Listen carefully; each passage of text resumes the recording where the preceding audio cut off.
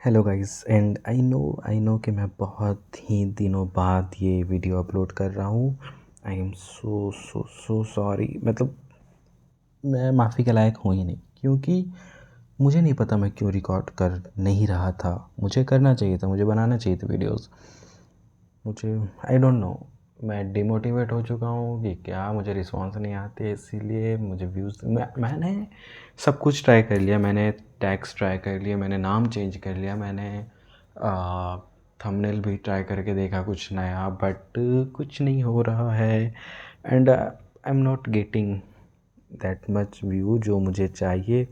जैसे मैं डिमोटिवेट हो जाता हूँ एंड इट्स लाइक कि छोड़ दो। बट ठीक है, जो मैंने शुरू किया उसे तो ख़त्म करना बनता है। उसके बाद भले ही मैं वीडियो बनाऊँ या ना बनाऊँ, तो ये बुक तो मैं ख़त्म करके ही रहूँगा। ओके, तो आप लोगों को पता ही है कि एपिसोड 16 तक हुआ था कि रिवाना को मेल आया था कि उसकी दूसरी नौकरी मतलब उसकी लग चुकी है। ठीक है, तो वहाँ से फिर ये कंटिन्यू हो रहा है। ईमेल जीएस टेक्नोलॉजी की एचआर टीम की ओर से था, ये पूछते हुए कि क्या वो अगले दिन इंटरव्यू के लिए आ सकेगी। ये ईमेल पढ़ते हुए रिवाना तय नहीं कर पा रही थी कि ईमेल सच था या फिर अजनबी का कोई मजाक था। उसने दूरबीन से उसकी ओर देखा और फ़ोन पर कुछ कहने ही वाली थी, लेकिन तब तक फ़ोन कट चुका था। सामने वाले बिल्डिंग पर भी कोई नहीं था। इस मेल की सच्चाई पता करने के लिए रिवाना तुरंत उस नंबर पर फ़ोन की जो वहाँ दिया हुआ था। जिसे फ़ोन उठाया, उसने अगली दोपहर के लिए इंटरव्यू तय कर दिया। रिवाना को सबसे पहले अपने पेरेंट्स को फ़ोन पर यह बताना का मन किया, लेकिन उसने खुद को रोक दिया। अभी तो सिर्फ इंटरव्यू ही था, ऑफ़र लेटर मिल जाए, नहीं तो उसके पेरेंट्स सवालों की झड़ी लगा देंगे। सबसे पहला सवाल तो यही होगा कि तुमने अपनी नौकरी क्यों छोड़ी मीनी। बिना ऑफ़र लेटर के वो डैनी से भी अभी कुछ बताना नहीं चाहती थी। वैसे रिवाना ने तिस्ता को फ़ोन वैसे रिवाना ने तिस्ता को फ़ोन करके उसे ये खबर सुना दी थी। उसे किसी न किसी को ये बात तो बतानी ही थी, ताकि इंटरव्यू से पहले अपने उत्साह को राहत दे सके। उसे मालूम था कि इंटरव्यू का मतलब नई नौकरी नहीं होता, लेकिन फिर भी ये उसके लिए अच्छी खबर थी। ये तो बहुत अच्छी खबर है रिवाना दी, ऑल द बेस्ट, तिस्ता ने उसे उत्साह से कहा। रिवाना को तिस्ता की ये सच्चाई और उसका बर्ताव बहुत अच्छा लगता था। तिस्ता जो भी बोला करती थी सीधे दिल से करती थी, कहीं कोई फ़िल्टर या दिखावा नहीं था, जैसे वो हुआ करती थी कभी। ये सोचकर रिवाना एक बार और उदास हो गई, क्योंकि उसने सिर्फ डैनी को ही नहीं धोखा दिया, उसने तिस्ता को भी धोखा दिया था। अगर तिस्ता को ये बात पता चल जाए तब तो वो भी सोच समझ कर लोगों से दोस्ती करेगी। रिवाना ने खुद को खुद ही जवाब दे दिया। थैंक्स, रिवाना ने कहा, लेकिन मुझे पार्टी चाहिए रिवाना दी। अभी तो सिर्फ इंटरव्यू है, मुझे नौकरी नहीं मिली है अभी। नौकरी भी मिल जाएगी, मुझे पूरा यकीन है, तिस्ता ने कहा। तिस्ता ने सोचा कि काश उसकी बात सच हो जाए। अगले दिन रिवाना जीएस टेक्नोलॉजी के दफ्तर पहुंच गई। जीएस का ऑफिस मलाड वेस्ट में माइंड स्पेस में था और उसके पुराने ऑफिस की तरह बड़ा नहीं था।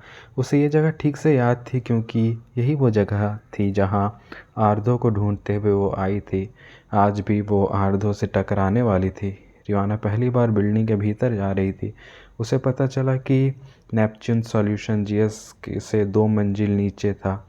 जीएस से रिसेप्शन पर पहुंचने के बाद उसे इंतज़ार करने के लिए कहा गया। फिर एचआर की एक जूनियर टीम मेंबर आई। रिवाना ने कल रात ही उससे फ़ोन पर बात की थी। उसने रिवाना का इंटरव्यू टेक्निकल हेड से करवाया। टेक्निकल टीम के साथ इंटरव्यू 1 घंटे से ऊपर चला। एक बार इंटरव्यू हो जाने के बाद रिवाना से रुकने के लिए कहा गया, क्योंकि एक सीनियर इंसान 2:30 बजे उसका इंटरव्यू करने वाला था। हालांकि रिवाना को भूख नहीं लगी थी, लेकिन बिल्डिंग के बाहर निकली इडलियाँ देखकर उसे खाने का मन हो गया। उसने एक प्लेट ऑर्डर कर दिया और तुरंत नारियल चटनी के साथ गर्मा गर्म इडली उसके सामने परोस दी गई। खाने के बाद वो ट्यूशन पेपर से अपना हाथ पोंछ रही सॉरी वो टिश्यू पेपर से अपना हाथ पोंछ रही थी कि उसके फ़ोन की घंटी बजी। डैनी का फ़ोन था। हाय, मुझे तुम्हें कुछ बताना है, डैनी ने कहा। क्या हुआ? मिलने पर बताऊंगा, रात में साथ में डिनर करते हैं। उसकी आवाज़ ठीक वैसी ही थी जैसे फिल्म कॉन्ट्रैक्ट के बारे में बताते हुए थी। क्या कई सरप्राइज़ है या फिर? ओके, उसने कहा। कहाँ मिलना है? मैं मैसेज करके बताऊँगा, तुम 8 बजे तक फ्री हो जाना। बिल्कुल। डैनी ने उससे कुछ और नहीं पूछा। मुझे कुछ बताना है। रिवाना को डर लगने लगा था। या तो नित्या के बारे में कोई बात थी या फिर अजनबी ने डैनी को उससे पहले ही सच बता दिया था। उसका फ़ोन दोबारा बजा, लेकिन इस बार लैंडलाइन नंबर से फ़ोन था। जीएस के किसी ने फ़ोन किया था। उसका इंटरव्यू कुछ ही मिनटों में शुरू होने वाला था। रिवाना अंदर की ओर भागी। उसे एक कैबिन में इंतज़ार करने के लिए कहा गया। रिवाना चारों ओर घूमकर देखने लगी। सबको देखकर लग रहा था कि हर इंसान को पता है कि वो वहाँ क्या कर रहा है। किसी के चेहरे पर कोई स्किन भी नहीं था। रिवाना के मन ही मन दुआ की कि उसका इंटरव्यू अच्छा जाए। अचानक उसकी सांसों में एक जानी पहचानी खुशबू चली आई। Just different, Hugo Boss. उसके दिल के धड़कनें तेज हो गई। किसी ने उससे हाय कहा। रिवाना ने घूम कर देखा। एक आदमी पीछे खड़ा है। उसका चेहरा चिकना और साफ सुथरा है। उसने अपने लंबे बालों की एक पौनी बना रखी है। उसके चेहरे पर चश्मा। रिवाना के मुंह खुल गया। मैं आर्दो चौधरी, जीएस में सीनियर एचआर। उसने अपना हाथ आगे बढ़ाया। आर्दो यहाँ क्या कर रहा है? क्या वो नेपच्यून सॉल्यूशन के साथ काम नहीं कर रहा था? रिवाना ने सोचा। उसे ये भी ख्याल नहीं आया कि वो बेवकूफ़ों की तरह आर्दो को घूरी जा रही थी। आर्दो ने अपने कंधे उचकाए और अपना हाथ आगे बढ़ाया। उसकी प्रक्रिया का इंतज़ार करता रहा। रिवाना ने धीरे से अपना हाथ उठाया। दोनों ने हाथ मिलाया। आर्दो रिवाना की बगल की कुर्सी पर बैठ गया। आर्दो ने रिवाना के सर्टिफिकेट, पे स्लिप्स और बाकी के डॉक्यूमेंट्स देखने में कुछ वक्त लगाया, ये जांच करने के लिए कि सब कुछ सही था या नहीं। इतनी देर में रिवाना बैठी सोचती रही कि उससे कुछ इंच दूर बैठा ये आदमी अजनबी हो सकता है, लेकिन वह ऐसा दिखावा क्यों कर रहा है जैसे उसने उसे पहले कभी नहीं देखा? क्या इसलिए क्योंकि उसे मालूम नहीं था कि रिवाना ने नेपच्यून सॉल्यूशन तक और बाद में मेट्रो स्टेशन तक कुछ दिन पहले उसका पीछा किया था? या फिर वो वाकई में एक अच्छा एक्टर था? आप अपने नेपच्यून सॉल्यूशन में नहीं थे? रिवाना के मुंह से निकला। आर्दो उसके कागजात देखना छोड़ उसकी ओर देखने लगा, मानो पूछ रहे हो तुम्हें कैसे मालूम? आई एम सॉरी, मेरे ये मतलब था कि मैंने नेपच्यून सॉल्यूशन में भी इंटरव्यू दिया था और वहाँ किसी की शक्ल बिल्कुल आपसे मिलती थी। रिवाना ने तुरंत बहाना बनाया। उसके बहाने में हालांकि कोई दम नहीं था। मुझे इस बात पर पक्का यकीन है कि मैं तुमसे पहली बार मिल रहा हूँ। हालांकि मैं 1 महीने पहले तक नेपच्यून सॉल्यूशन में ज़रूर था, आर्धो ने कहा और वापस अपने डॉक्यूमेंट देखने लगा। आप सही कह रहे हैं, रिवाना ने जवाब दिया और ये सोचने लगे कि ये इंसान दिखावा भी कमाल करता है। और फिर रिवाना ने सोचा कि उसे भी आर्धो की बात मान लेनी चाहिए, कम से कम तब तक जब तक इस बात का पक्का यकीन ना हो जाए कि आर्धो ही वो अजनबी है या नहीं। रिवाना आर्धो से हिया के बारे में पूछना चाहता था, लेकिन क्योंकि उसे अच्छी तरह याद था कि आर्दो ने हिया की प्रोफाइल पर RIP हिया दी का मैसेज लिखा था, लेकिन वो जानती थी कि ये सही वक्त नहीं है। एक छोटी सी गलती और वो हिया चौधरी के पीछे का रहस्य जानने का पूरा मौका तरह गंवा सकती है। रिवाना ने सोचा शायद हिया तक पहुंचने का आर्दो से उसके लिए इकलौता जरिया था। आर्दो चौधरी ने उससे HR के कुछ आसान से सवाल पूछे और उसके बाद उसे सीनियर प्रोग्रामिंग एनालिस्ट की नौकरी, पिछली नौकरी से 45% से ज़्यादा सैलरी पर ऑफ़र कर दी। उसने कहा कि उसे शाम को रिवाना की ऑफ़र लेटर ईमेल कर देगा और उसने अगली शाम तक जवाब देने हो गए। बाकी औपचारिकताएं ऑफ़र स्वीकार कर लेने के बाद पूरी की जाएगी। Have a good day miss Banerjee, उम्मीद है कि आपसे यहाँ मिलना होगा, उसने कहा और कुर्सी घुमाकर टेबल के सामने खड़ा हो गया। रिवाना ने अपने डॉक्यूमेंट्स ले लिए और चली गई।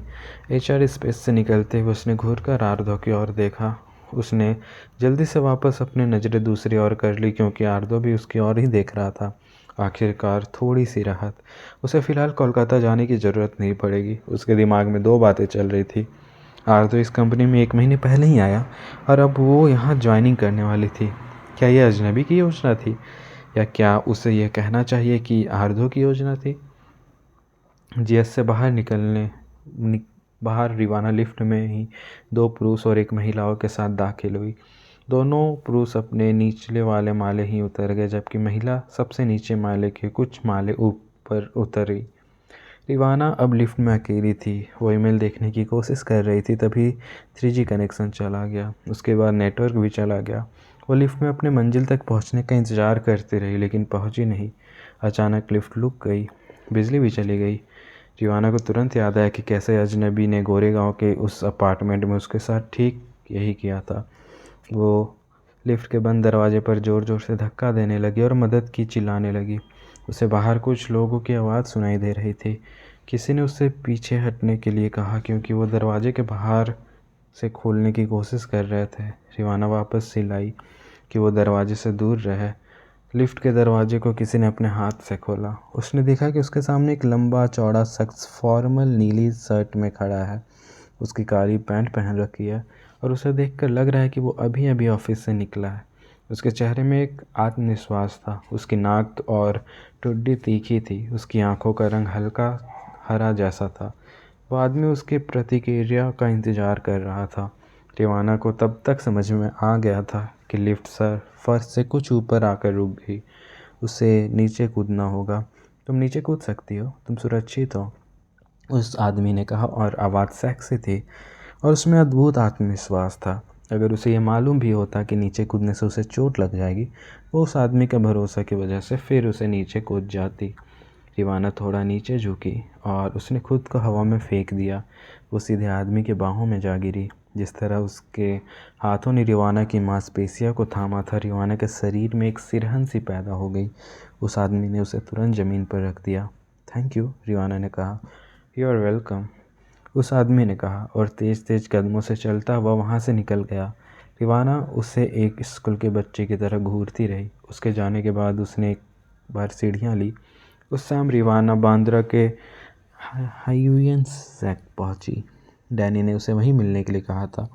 उसे मालूम नहीं था कि डैनी उसे क्या बात करने वाला है, लेकिन उसके दिमाग में अजीब अजनबी की कुछ बातें चल रही थी। जब हम अपने पार्टनर से अपना कोई हिस्सा छुपाते हैं तो हमारा वो हिस्सा उसके साथ कभी नहीं होता। और रिवाना ईमानदारी से चाहती थी कि उसका हर हिस्सा डैनी का हो।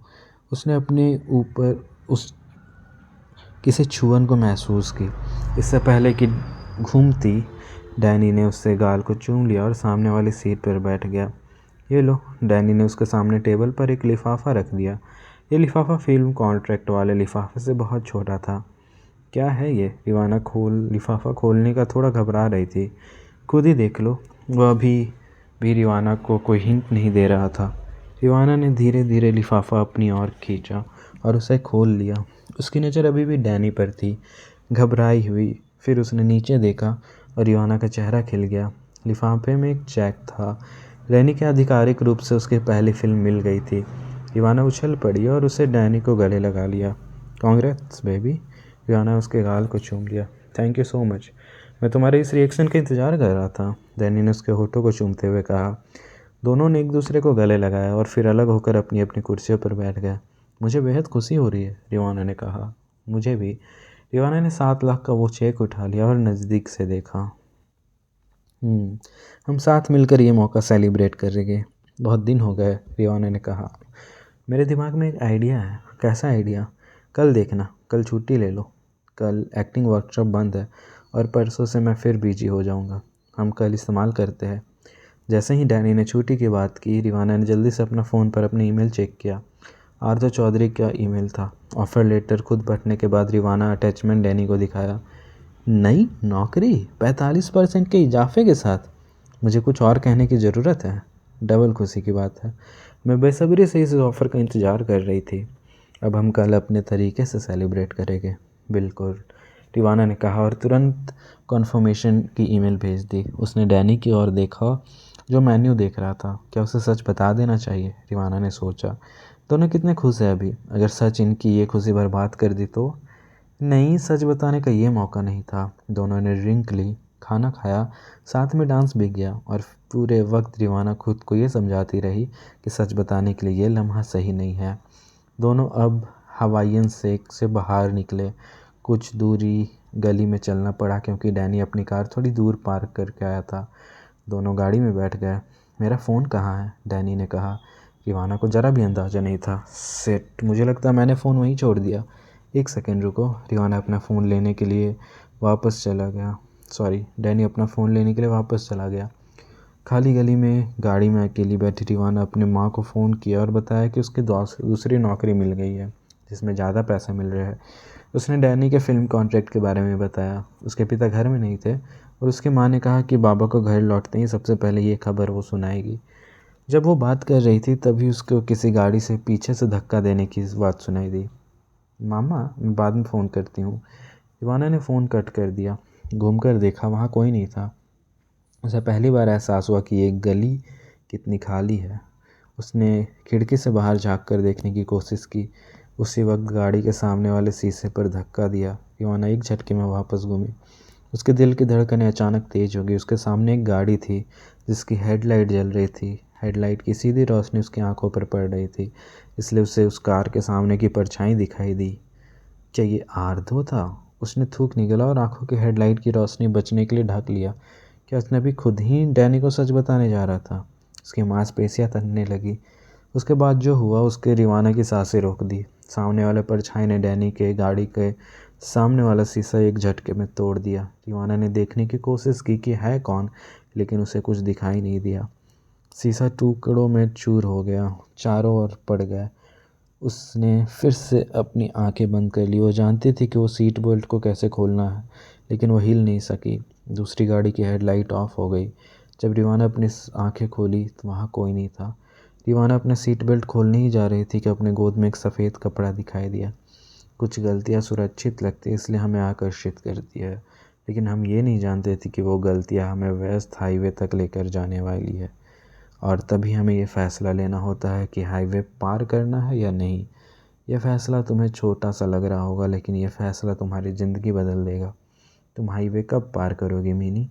डैनी को सब सच बताओगी? मैं अपना सवाल नहीं दोहराऊंगा। व्हाट द फक, ये क्या हुआ? डैनी लौट आया था। कुछ कहने से पहले रिवाना सबसे पहले मैसेज वाला सादा कपड़ा लिया और डैनी के नज़रों से छुपा लिया। तो दोस्तों, ये चैप्टर यहीं ख़त्म होता है। उम्मीद करता हूँ कि आप लोगों को अच्छा लगा होगा। एंड माफ़ करना यार मेरे को कि मैं रिकॉर्ड करके अपलोड नहीं कर पाता हूँ। एंड यार, मैं ना एक नया नॉवल चाहता हूँ रिकॉर्ड करना, वो भी फुल लेंथ में। तो आप लोगों की नज़र में कोई हो तो प्लीज़ बताना। Okay, bye, take care.